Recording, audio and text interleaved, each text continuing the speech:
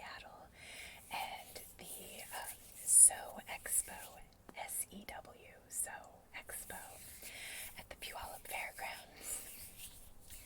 And this year they were the same weekend, which is,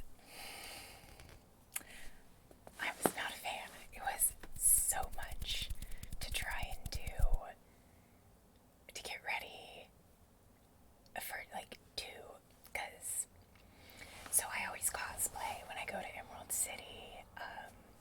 I really enjoy cosplay. I like being in cosplay. I like making my cosplays. It brings me a lot of joy, and it kind of eases social interactions for me because there's like a set script that happens. But this year for Sew Expo, I was also meeting up with people from a Discord that I'm on for a particular sewing group, and I had never met them in person before, so I was very nervous. And when I'm very nervous, I try to be immaculately dressed. So for February, I think I did more sewing in the month of February than I did all last year. But I got both my outfits ready. I was really happy with both of them. And I did a lot of shopping this weekend. So I went to Sew Expo on Thursday. I went to Emerald City Comic Con on Thursday, Sew Expo on Friday, and then Emerald City Comic Con again on Saturday. I skipped Sunday because frankly I am exhausted and my feet hurt and I am all peopled out.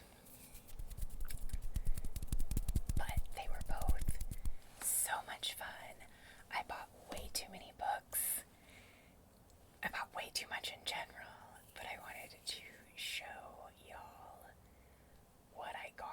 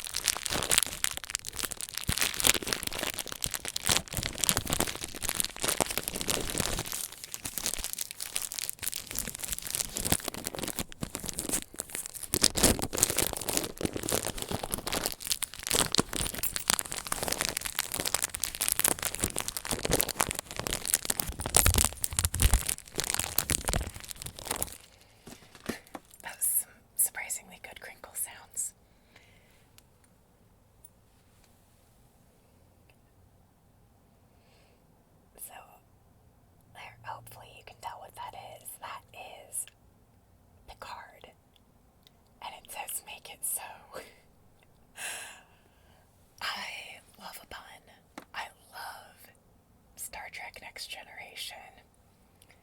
This was like, I had to have it. So this is a zipper pull, which you would attach to zipper that you buy off a spool by the yard. I have never used a zipper like that before, but I'm gonna learn. I also got a zipper with sprites on it. So I'm very excited about that. The last thing that I bought at So Expo, there was a booth that had Japanese textiles. And if you are into fabric, then you know Japan makes the best fabric, especially denim. But they've got good taste there. So these pieces are only 12 inches wide, so I'm not like completely sure what I'm gonna make with them.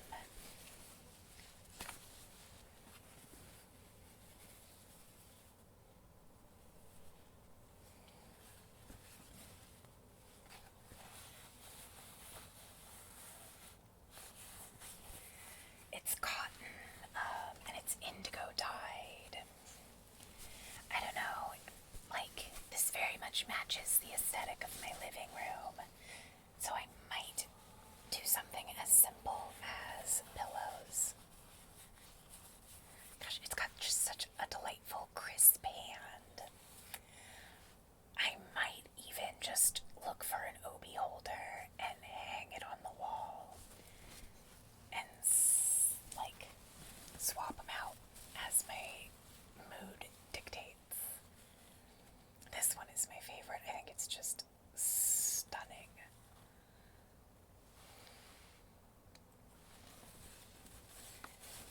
So I got 2 yards of each of those, and I love them.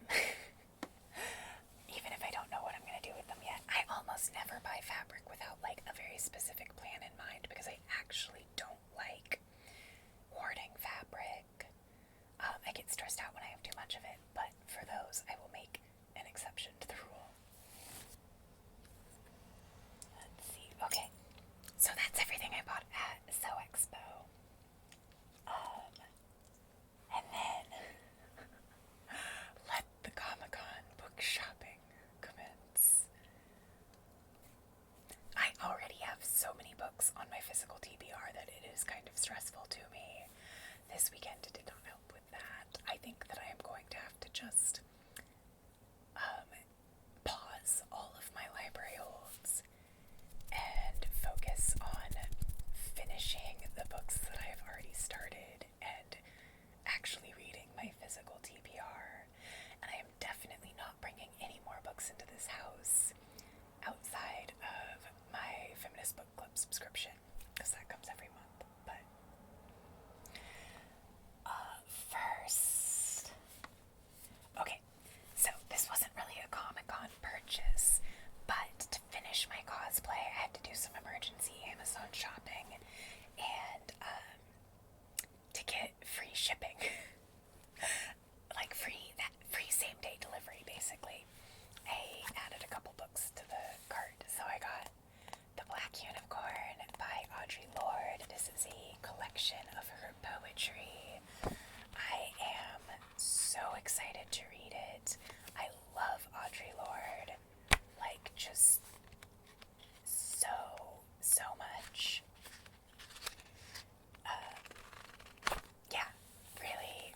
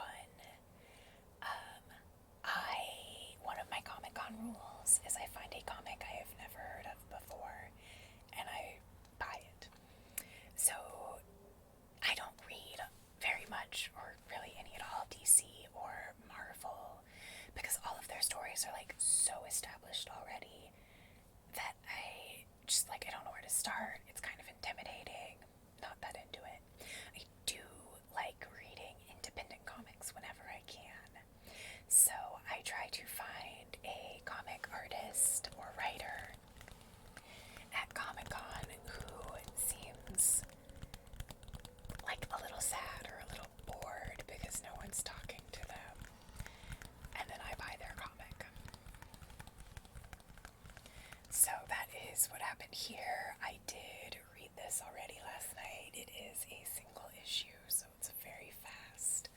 The story seems pretty interesting. I'm not sure about the art. I think that the level of detail is pretty amazing. There are really good use of like camera angles, but the proportions on people seem a little off. Like very long necks. All of the women seem very like sway backed. Shoulders just aren't always like in alignment in a way that they should be. But I have definitely read worse. Like, absolutely and completely have read worse. So I'm glad that I picked it up.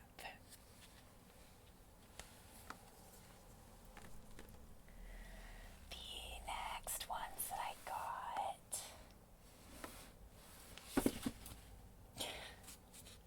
I bought like an entire series, all 5 books, from an author that I've never heard of. She's indie published. So, like, she sells her books on her own website, and that's it. But she had an Ace Pride flag hanging behind her. And I am always looking for books with queer rep in general, but Ace rep specifically. Like Ace, Intersex, and Two Spirit are the ones that I'm like, if you ever have any recommendations, let me know. So this series does feature, I think she said 1 demi-ace and 1 arrow-ace character. And I am not anticipating them being like mind-blowingly good, but I am anticipating them being highly entertaining. So the description of the book is, there is a race that lives among humans, unbeknownst to them, called shapeshifters. Those that can shift from human to animal at will. Many protect the innocent on earth and act as the eyes and ears of the guardians, divine beings similar to gods in ancient myths. Isis is a woman who lives a normal life until the day she photographs a murder scene for her job. When the body disappears from her photographs, Isis is determined to solve the mystery. Her investigation uncovers answers about her own past and sets her on a journey that will change her life forever. So that's book 1.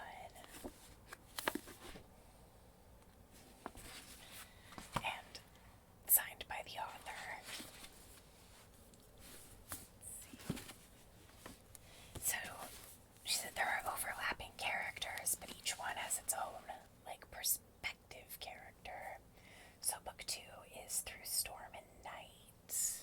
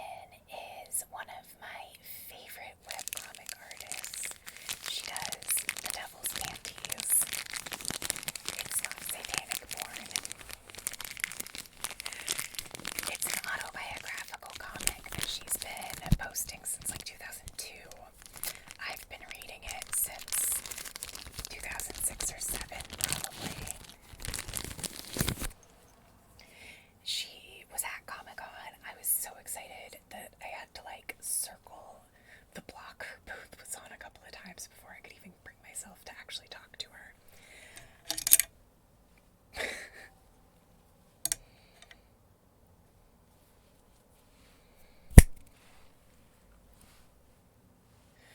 So, you can. She has the comics are about herself, but she has like her little girl self, an angel and a devil that, you know, show up in the background and make commentary.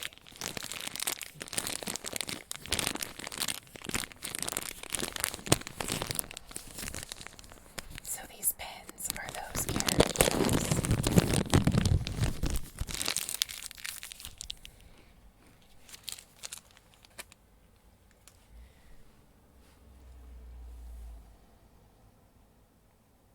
I am so excited.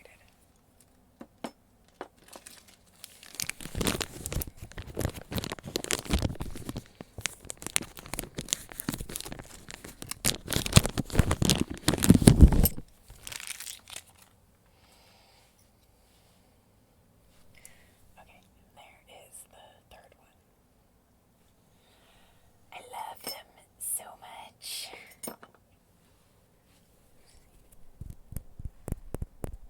I can't really get good tapping sounds off of them, they're too small, but I do collect enamel pins, so I am very happy to have these to add to my collection.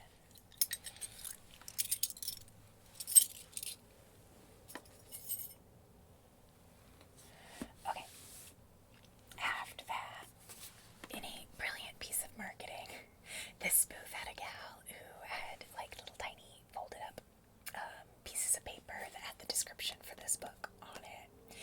And she was saying, you know, I'll trade you for this story. What do you have to trade? I was like, I don't have anything to trade. And she goes, well, in that case, will you listen to a corny joke? And I said, absolutely. And she said, what's brown and sticky? And I said, a twig. And she said, you're so close, it's a stick. And that was enough to then get me talking to the guy that wrote this book, Hammerhead. And it is also independently published. But he said that the description of the story, as the author explained it to me, is that, you know, we're set in the future. There are space freighters, basically, and when it's time for them to be decommissioned, it's too expensive to like haul them off somewhere, so they just get crashed in the Nevada desert. And our main character in this is in charge of going to the crash sites and salvaging whatever, recycling all that's left on the ships. But one day he opens the latest crash-landed ship and there are bodies inside. Dun dun dun! And that's where our story starts. I bought this because he said that it is particularly popular amongst veterans, especially Air Force veterans, say that he got a lot of the like details of flight and stuff correct. My dad is a Gulf War veteran, so I'm going to read this and then probably send it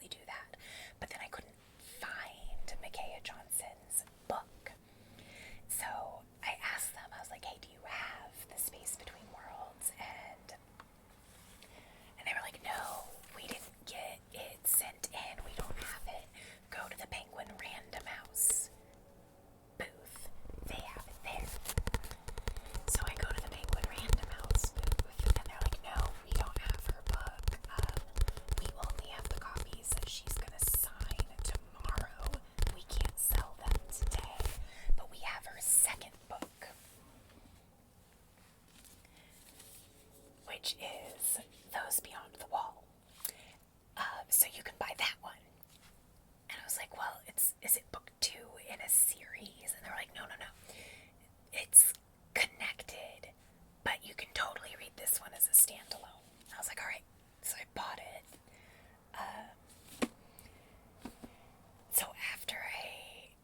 So now I'm standing in line to get signatures from these authors, and someone from the university bookstore starts just handing everyone in line Micaiah Johnson's first book, and I am the only person in line that they didn't hand one to, and I am not, I was like so done talking to people by that point, because now it's like 3:30 in the afternoon. I'm exhausted. I've been talking to people for 3 days. It's not my strength to begin with. The gal in line behind me, she was like, I'll hold your place and you can go tell them they skipped you. And I was like, I can't. I'm not that confrontational. I was like, I have her second book. I'll have her sign that, and then I'll just buy her first book somewhere else. So now I'm in front of her. I hand her the second book. This has only been out for like, I think a couple of days maybe. And she was like, oh my gosh, I'm so excited to see the second book in the world. I haven't really seen it yet. Did you like the first book? And I was like, I haven't read the first book. And then I'm telling her this story about like, and then they said they didn't have it. And then and so she pulls her first book out of a bag under her feet and hands it to me. So, this is The Space Between Worlds by Micaiah Johnson. I cannot wait. This will probably be the first book that I pick up of my Comic-Con book haul because it sounds so good. The author is Black. I don't know if the main character is, but the main character is a lesbian. This takes place in a dystopian version of Earth with the possibility of multiverse travel. I love a multiverse story. I love dystopian science fiction. I love queer science fiction. Everything about this book sounds amazing and completely up my alley. So she hands me the second book, and she signed both of them for me. And I was explaining to her how Penguin said that, like, oh, I can, just read the second one.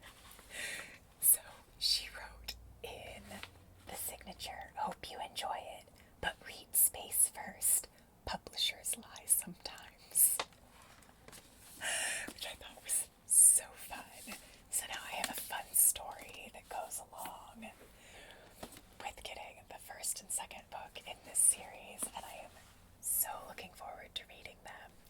And because she was sitting next to Seanan McGuire, and there was no one talking to Seanan McGuire at this point, I managed to kind of compose myself a little bit more, and I turned to Seanan McGuire and I was like, I just wanted to tell you that you were my most read author last year, and I love your books. And I was so excited that I couldn't actually say anything when I was in front of you the first time. And she said, oh, that's okay. Did I give you a sticker? Someone got away from me.